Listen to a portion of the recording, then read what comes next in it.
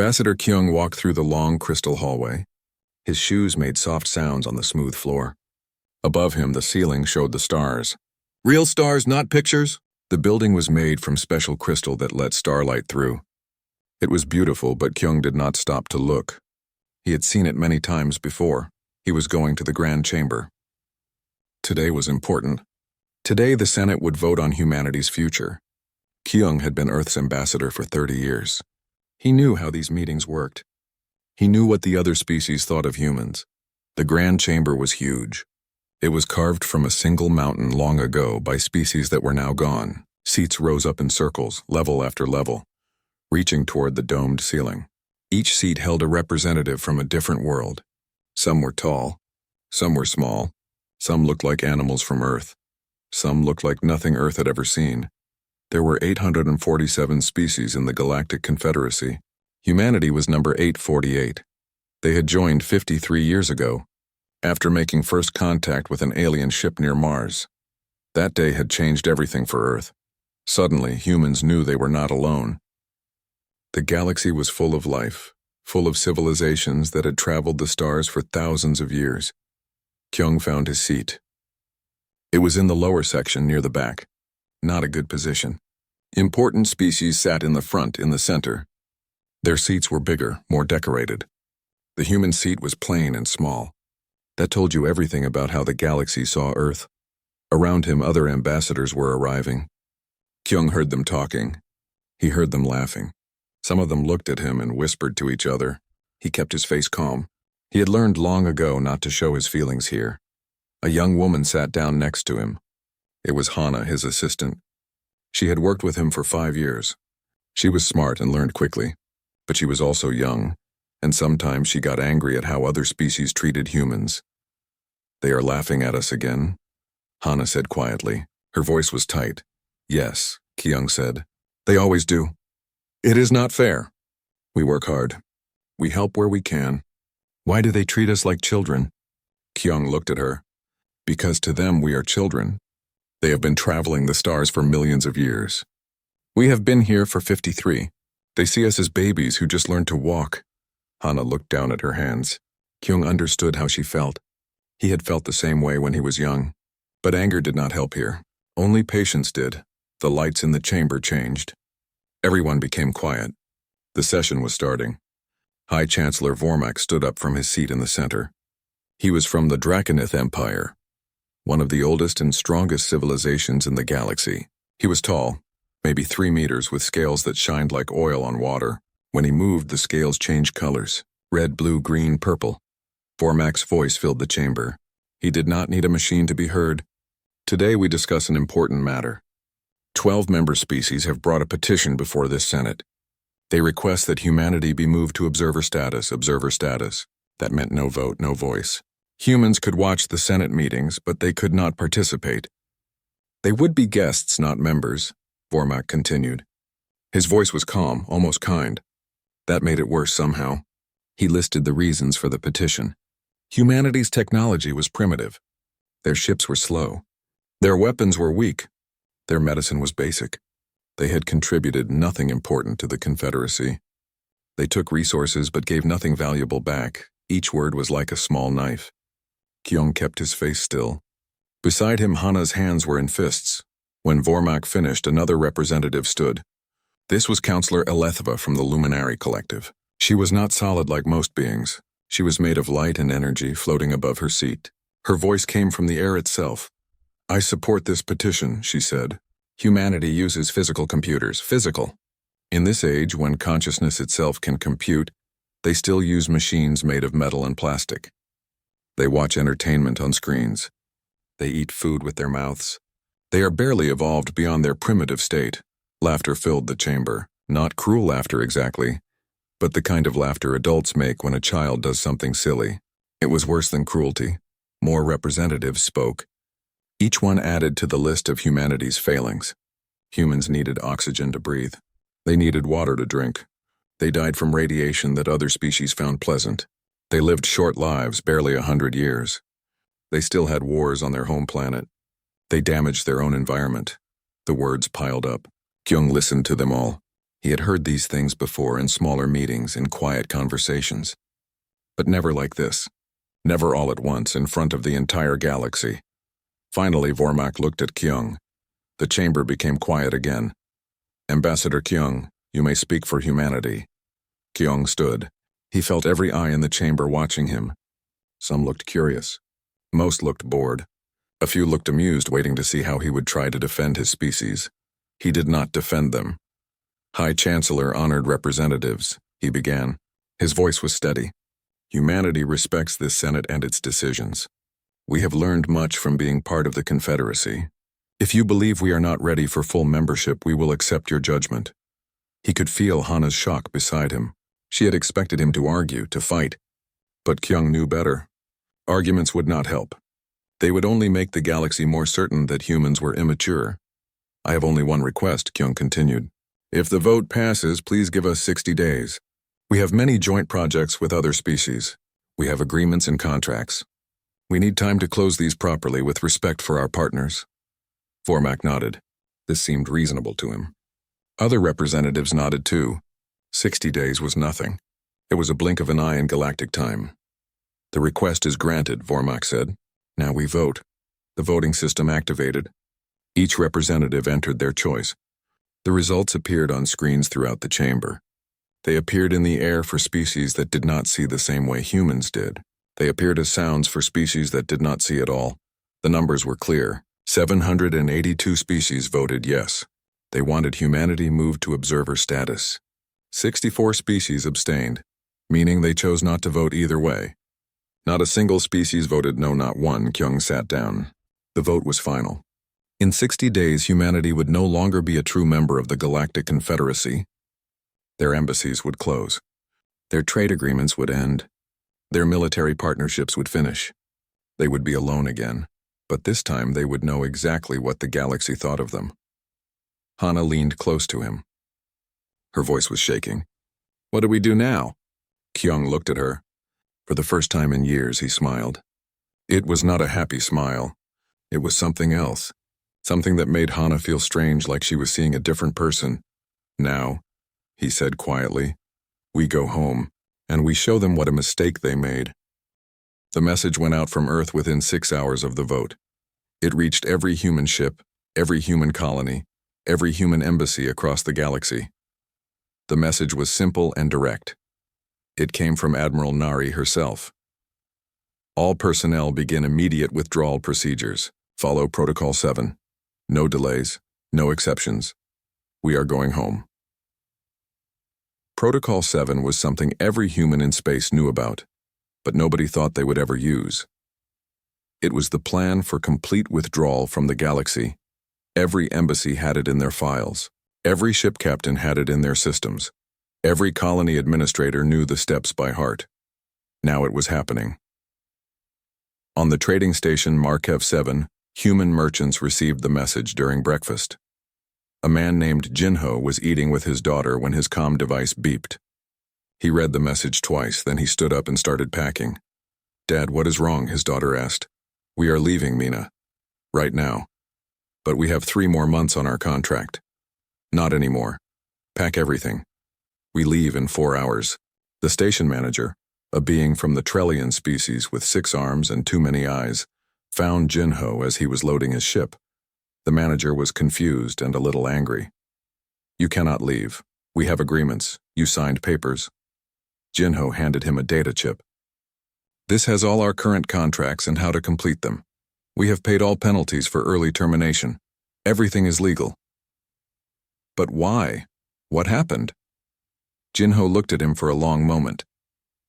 "You should ask your Senate," he said. Then he walked onto his ship and closed the door. The same scene played out on hundreds of stations on dozens of planets in every corner of the galaxy where humans had made their homes. They packed quickly and efficiently. They left instructions for finishing their work. They paid their debts. And then they left. On the Luminary homeworld, human scientists worked in the Great Quantum Computing Facility. This facility was the pride of the Luminary Collective. It could perform calculations that would take other computers millions of years. The Luminari were very proud of it. What the luminary did not talk about was that the facility kept breaking. The quantum systems were delicate. They crashed often. Sometimes they crashed in ways that could destroy data or even damage the physical systems. A human engineer named Deho had fixed these problems. He had created error correction algorithms that caught problems before they became serious. He had built monitoring systems that predicted failures. He had designed backup protocols that saved data automatically. The luminary considered this work beneath them. They thought of it as janitorial work, keeping things clean and running. Deho did not mind being looked down on. He liked solving problems. He liked making things work better. But now, as he packed his tools and deleted his files, he wondered how long it would take for them to realize what he had been doing. His supervisor, an energy being named Krelva, found him clearing out his workspace. "What are you doing? Your shift is not over." "I am leaving. All humans are leaving." "Leaving? You cannot leave. You have work to do." Deho handed him a datapad. "These are all my current projects and their status. Everything is documented. Any competent engineer should be able to continue the work." Krelva looked at the pad. His energy flickered with confusion, then with anger. "You do maintenance work. Simple tasks. Why would we need documentation for that?" Deho smiled. It was not a nice smile. "I guess you will find out." Then he walked away. In the Draconith Empire, human doctors worked at medical research stations. They studied diseases that affected multiple species. They developed treatments and cures. The Draconith thought of this work as interesting but not very important. Their own medicine was ancient and powerful. What could humans possibly teach them? A doctor named Soman had been working on a specific problem. Some diseases did not respond to Draconith medicine. The Draconith approach was very advanced, but it was based on their own biology. It did not always work on other species. Soman had been using human medical knowledge to find solutions. Humans were generalists. They had to be. Their medicine was not as advanced, so they had learned to be creative. When Soman announced she was leaving, her Draconith colleague was surprised. "But we are in the middle of 3 projects. The work is not complete. I have left all my notes and data. Everything you need is there." "Notes? We do not need notes. We have your preliminary findings. We can complete the work ourselves."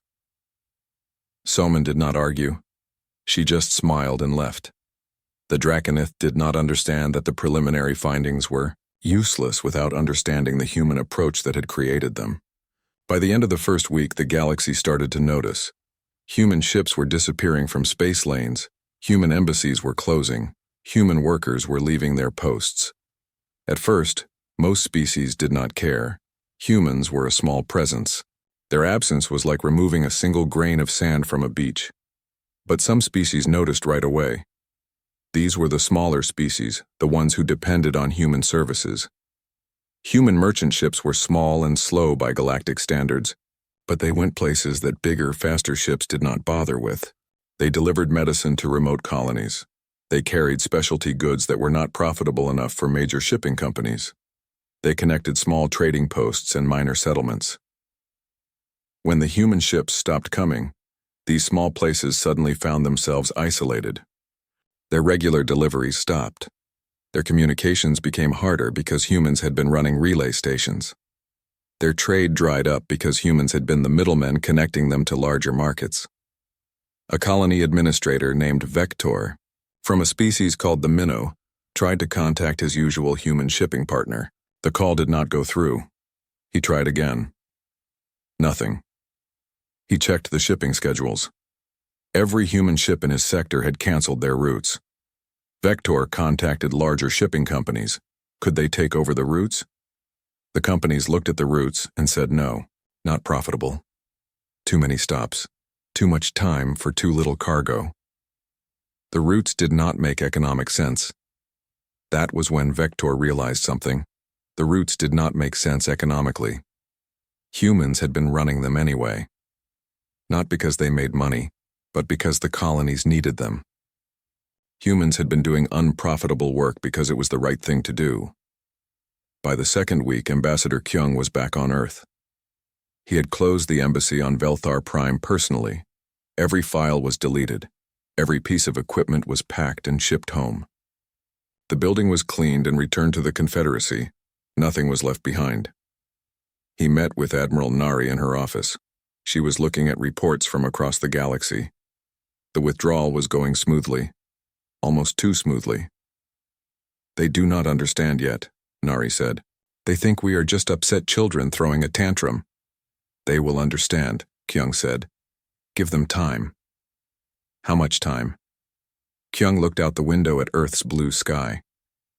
3 months, maybe 6. They will start having problems. Small ones at first, then bigger ones. Eventually, they will realize we were not passengers in the galaxy. We were part of the Foundation. And what do we do until then? Kyung smiled. It was the same smile he had shown Hana in the Senate. We work, we build, we become something they cannot ignore anymore. Not because we are loud or aggressive, but because we are excellent. When they come back to us, and they will come back, we meet them as equals, not as supplicants. On day 60, the last human ship crossed back into Earth's space. Behind them, the borders closed, the jump gates went dark, communication arrays fell silent. Humanity had withdrawn completely and the galaxy barely noticed, but that would change soon. 3 months passed. The Luminary quantum computing facility crashed for the first time on a Tuesday morning. It was a minor crash, nothing serious. The system rebooted automatically. The Luminary engineers checked the logs and found nothing wrong. They went back to their work. It crashed again on Thursday. This time, some data was corrupted. Not much, just a few files. The engineers were confused but not worried. They restored the data from backups. The backups worked perfectly because Daeho had set them up. It crashed again on Friday, and Saturday, and twice on Sunday. Each crash was different. Each crash corrupted more data. The backups started failing. The restoration systems stopped working properly. The Luminary engineers realized that something was very wrong, but they could not figure out what. Krelva finally looked at the documentation that Daeho had left behind. It was detailed and complete. It explained exactly how the error correction systems worked. It showed how the monitoring systems predicted failures. It described the backup protocols in precise detail. The problem was that the documentation was written in human style. It used human logic. It referenced human concepts and human approaches to problem solving. The Luminary could read the words, but they could not understand the thinking behind them. It was like reading a recipe without understanding cooking. Krelva tried to implement the systems himself. He failed. He brought in other engineers. They failed too. The quantum computing facility, the pride of the Luminary Collective, crashed 17 times in the first month after Daeho left. By month 2, they had to shut it down completely for repairs. In the Draconith Empire, High Chancellor Vormak's clutch brother fell ill. It was a disease that had appeared recently, affecting several species. The Draconith doctors tried their best treatments. Nothing worked. The disease progressed rapidly. Vormak's medical team found research notes from the human doctor Somin. She had been studying this exact disease.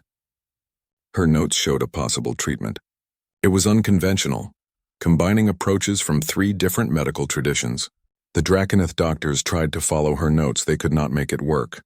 The treatment required understanding human medical philosophy, which was based on adaptation and improvisation, rather than established protocols. The Draconith medicine was powerful but rigid. It did not adapt well. Vormak's clutch brother died 3 weeks later. He was not the last. The disease spread. Without human doctors to bridge the gap between different medical approaches, the treatments failed. Species that had depended on human medical innovation started experiencing higher death rates from diseases that should have been treatable.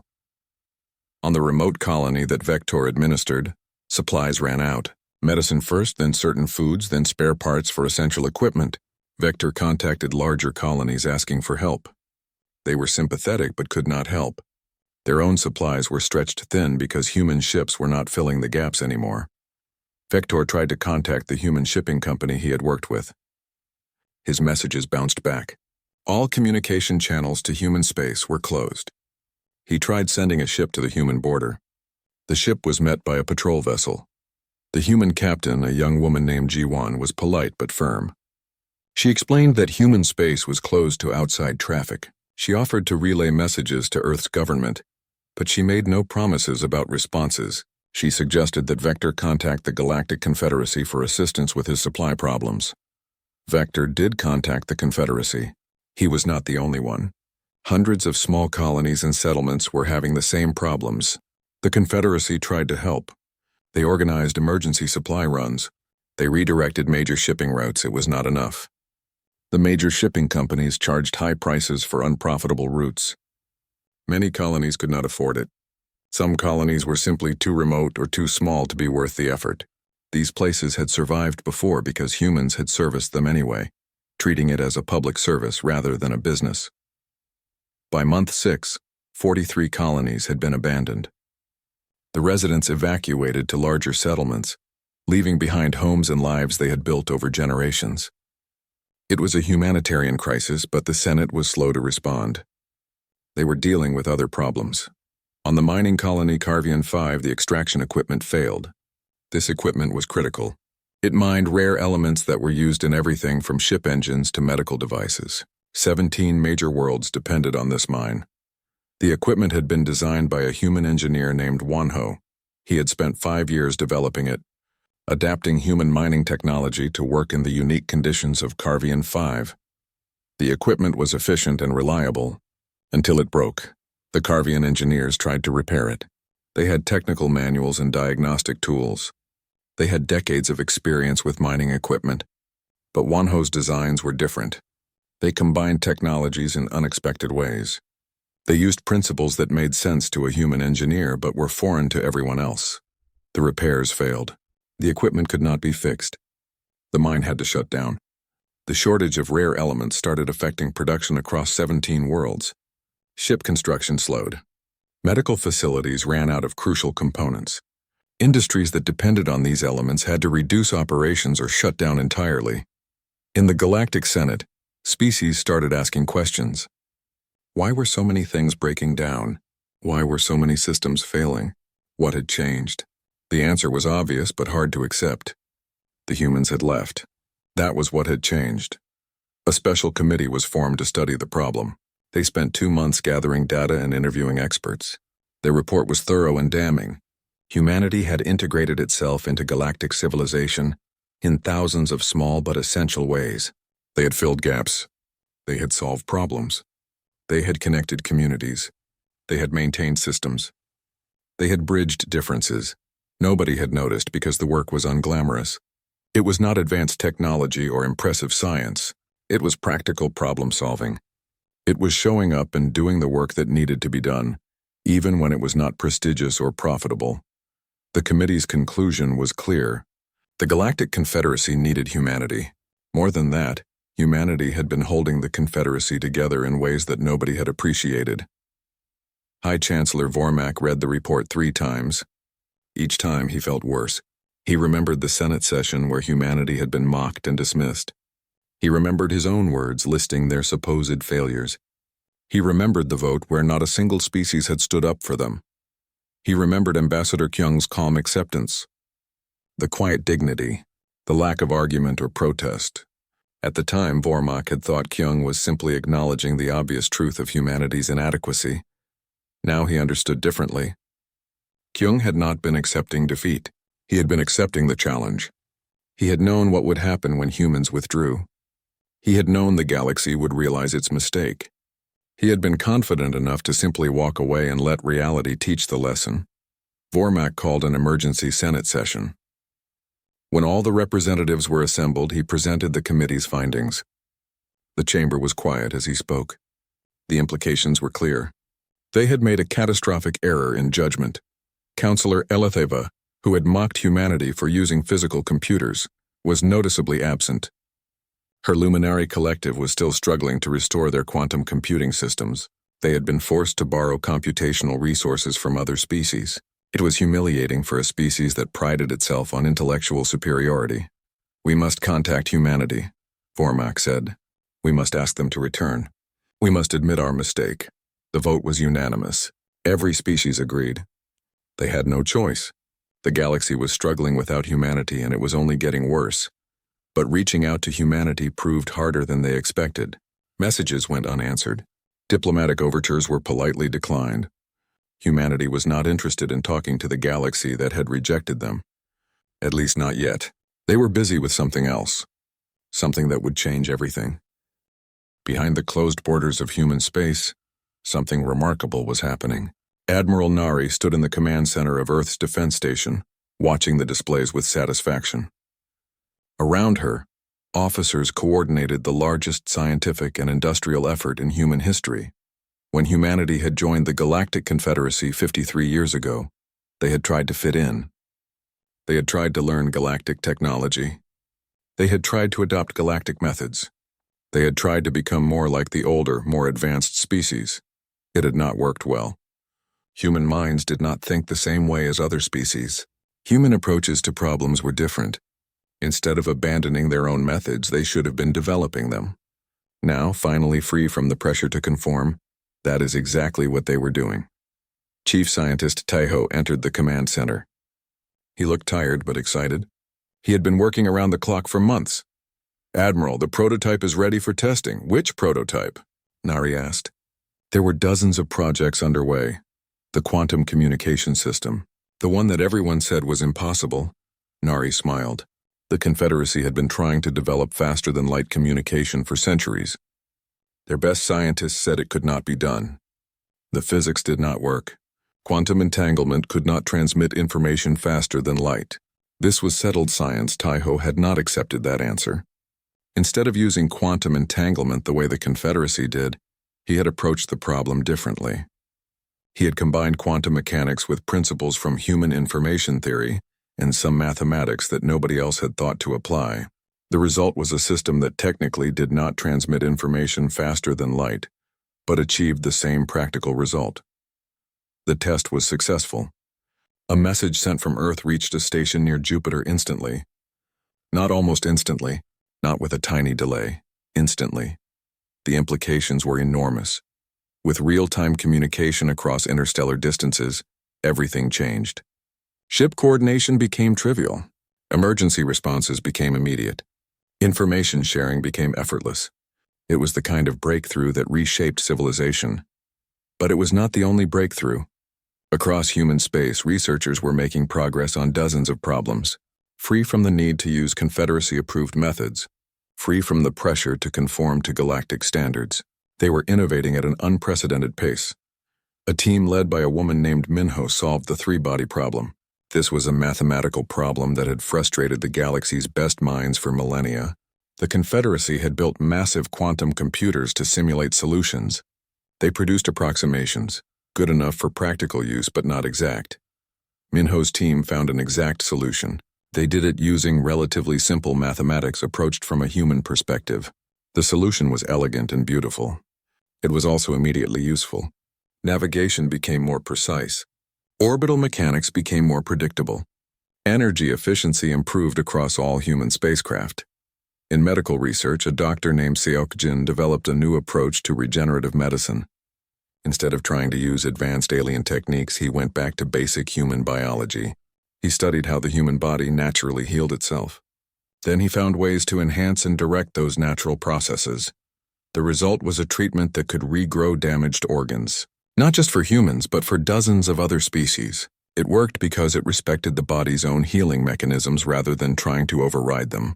It was simpler than Confederacy medicine, but it was also more effective for many conditions. The biggest breakthrough came from the engineering teams. Led by a man named Chan Wu, they designed a new type of faster-than-light drive. Confederacy ships used jump drives that created temporary wormholes. These drives were powerful but slow. A trip across the galaxy took months. Chan Wu's drive worked differently. Instead of punching through space, it surfed along the boundaries between dimensions. It was hard to explain even to other human engineers. The physics was strange and counterintuitive, but it worked. Ships using the new drive could cross the galaxy in weeks. Admiral Nari watched the test flight of the first ship equipped with the new drive. The ship, named Resolution, jumped away from Earth. 23 days later, it returned from the far side of the galaxy. A journey that should have taken 4 months had been completed in less than a month.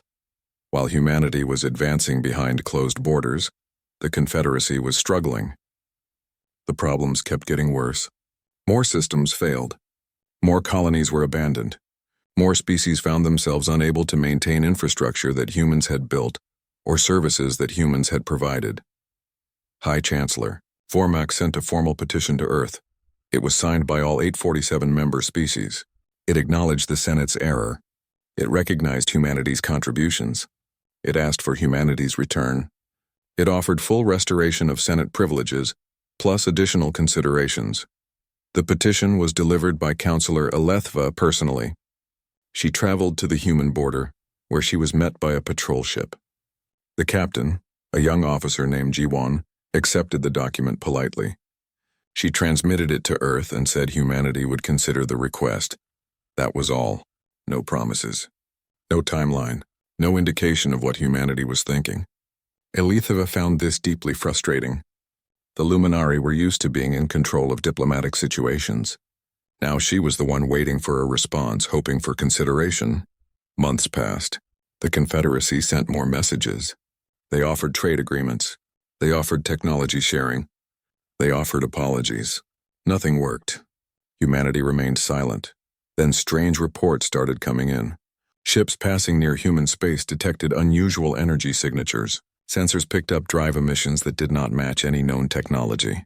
Something was happening behind those closed borders. Something significant. Some species grew nervous. Was humanity building weapons? Were they preparing for war? Vormak did not think so. Humanity had never been aggressive. They had always preferred cooperation. But they had been insulted and rejected. Who knew how they might respond? A few species sent ships to probe human defenses. These ships crossed into human space without permission. They were immediately intercepted by human patrol vessels. But these were not the same slow, outdated ships that had left Confederacy space 3 years ago. The new human ships were fast. Impossibly fast by Confederacy standards. They appeared out of nowhere, surrounded the intruding vessels and escorted them back to the border. The crews were treated courteously. They were given refreshments and medical attention if needed. Then they were firmly told to leave and not return. The reports from these encounters were alarming. The human ships displayed technology that should not exist. Their drives were more advanced than anything in the Confederacy. Their communications were instantaneous across vast distances. Their weapons, glimpsed briefly, used principles that the intruders did not recognize. Vormak read these reports with growing concern and growing respect. Humanity had not just withdrawn to sulk. They had withdrawn to evolve. Free from the constraints of trying to fit into galactic society, they had surged ahead. In 3 years, they had advanced more than most species did in centuries. Finally, after 3 years and 4 months of silence, humanity sent a response. It was brief and formal. Ambassador Kyung would return to Velthar Prime to address the Senate. He would arrive in 30 days. That was all the message said. The Senate prepared for his arrival with a mixture of hope and anxiety. They needed humanity back. The galaxy was struggling without them, but they also knew that humanity was no longer the same species that had left. They had changed, grown stronger, become something new. The question was, what would they demand in return for coming back? And would the Confederacy be willing to pay that price? Ambassador Kyung's ship arrived at Velthar Prime exactly 30 days after his message. The ship itself made a statement. It was sleek and elegant, clearly built with technology that the Confederacy did not possess. It moved through space with an ease that made the watching sensors struggle to track it. Kyung disembarked alone. He wore simple diplomatic robes, the same style he had worn years ago. But something about him was different. He walked with quiet confidence. His eyes held no doubt. This was not the same man who had left in disgrace. This was someone who knew his worth and the worth of his species. High Chancellor Vormak met him personally. This was unusual. Normally, ambassadors were greeted by staff. But Vormak wanted to show respect. He owed humanity that much. Ambassador Kyung, welcome back to Velthar Prime. I hope your journey was pleasant. It was, thank you. And brief. Our new drives are quite efficient. Vormak heard the message in those words. Humanity had advanced. They were not the same species that had been dismissed 3 years ago. They walked together through the crystal halls. Other species watched them pass. Some whispered. Some stared. Everyone knew why Kyung was here. The entire galaxy was waiting to hear what humanity would say. The grand chamber was full. Every seat was occupied. All 847 species had sent their representatives. Even those who rarely attended Senate sessions were present. This was too important to miss. Kyung took his old seat. It looked smaller than he remembered. Or perhaps he had grown larger, in a way that had nothing to do with physical size. Vormak called the session to order. The chamber became silent. The High Chancellor's voice was formal but warm. Ambassador Kyung returns to the Senate after 3 years. We invited him to discuss humanity's relationship with the Galactic Confederacy. Before he speaks, I would like to say something on behalf of this body. Vormak stood. His scale shifted colors, showing emotion. Regret if Kyung read it correctly. 3 years ago, this Senate made a grave mistake. We judged humanity by superficial measures. We looked at their technology and found it wanting. We looked at their history and found it short. We looked at their contributions and failed to see their value. We were wrong, he paused. The chamber remained silent. In the time since humanity withdrew, we have learned what they truly contributed to our civilization. They were the foundation that held us together. They were the bridge between different species and different ways of thinking. They solved problems we did not even know we had, and we repaid them with mockery and dismissal. Vormak looked directly at Kyung. I personally apologize for the treatment humanity received. I supported the petition to remove your Senate privileges. I spoke against your species. I was wrong, and I am deeply sorry. Counselor Elethva stood next. Her energy form pulsed with colors that showed humility, a rare sight for the proud luminary. I also apologize. I mocked your physical computers and called your species primitive. Then I watched our quantum systems fail, because we did not understand the human-designed maintenance systems. I learned a hard lesson about the value of different approaches. I am sorry. One by one, other representatives stood and offered apologies. The Carvian who had lost mining operations. The medical researchers who could not replicate human innovations. The colony administrators whose settlements had been abandoned.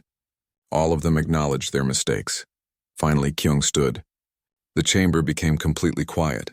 This was the moment everyone had been waiting for. High Chancellor, honored representatives, I thank you for your apologies. They are accepted with sincerity. Relief rippled through the chamber, but Kyung was not finished. However, humanity will not simply return to how things were. We have learned important lessons in the past 3 years. We learned that we do not need to prove ourselves to anyone. We learned that our methods, our approaches, our way of thinking have value exactly as they are. We learned that we can stand on our own. The chamber stirred nervously. This was not what they had expected. That said, we also learned that isolation is not the answer. We are part of this galaxy, whether we are part of the Confederacy or not. We share space with you. We breathe the same cosmic dust. Your problems affect us and our actions affect you. We are connected. Kyung paused, letting his words settle. Therefore, humanity will rejoin galactic society, but we do so on our own terms. We will not be junior partners or students learning from elder species. We will be equals. We will share our advances freely with those who treat us with respect. We will work with any species that wishes to work with us. We will contribute to the Confederacy as we always have. But we will not accept disrespect. We will not tolerate condescension. We will not pretend to be less than we are to make others comfortable. This is not arrogance. This is simply self-respect. Vormak nodded slowly. This was more than fair. This was generous considering what had been done to humanity.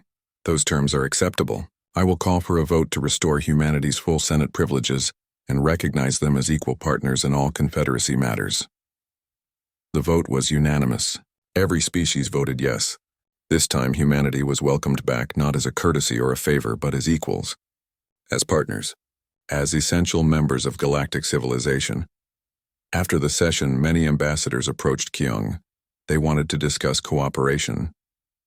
They wanted to learn about human advances. They wanted to rebuild relationships. Kyung spoke with all of them, courteous but firm. He remembered who had mocked humanity and who had simply stayed silent. He would work with them all, but trust would have to be earned. That evening, Kyung stood in the crystal hallway looking up at the stars. Hana found him there. She had returned to Velthar Prime as part of the new human delegation. Did we do the right thing? She asked. Coming back? Kyung smiled. Yes, we could have stayed isolated. We could have built our own civilization separate from the Confederacy. But that would have been driven by hurt and pride. This way is better. We return because we choose to, not because we need to. We participate as equals, not as supplicants. What happens now? Now we work. We share our advances. We learn from others. We build partnerships based on mutual respect. And if anyone forgets the lessons of the past 3 years, we remind them, gently but firmly. In the months and years that followed, humanity integrated back into galactic society. But it was different this time. Human technology spread throughout the Confederacy. The quantum communication system revolutionized commerce and diplomacy. The new faster-than-light drives made the galaxy smaller and more connected. Human medical innovation saved millions of lives across dozens of species. Admiral Nari worked closely with Vormak's military forces, coordinating defense strategies that combined the best of both approaches.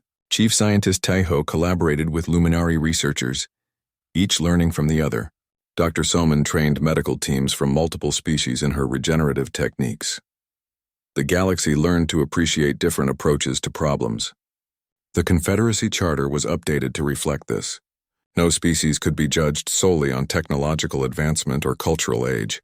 Every perspective had value. Every voice deserved respect. 5 years after humanity's return, a new species achieved spaceflight and requested admission to the Confederacy. They were primitive by galactic standards. Their technology was basic. Their ships were slow.